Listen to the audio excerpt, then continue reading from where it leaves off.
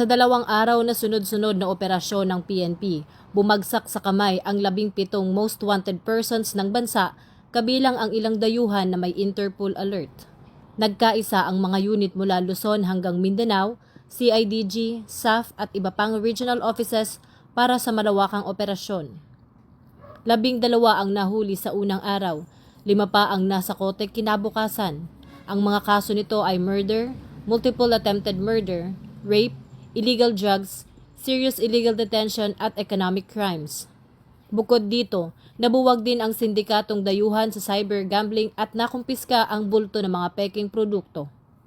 Ayon kay Acting Chief PNP Police Lieutenant General Jose Melencio C. Nartates Jr., tuloy-tuloy ang pagtugis ng kapulisan para iharap sa korte ang mga pugante at maibigay ang hustisya sa mga biktima.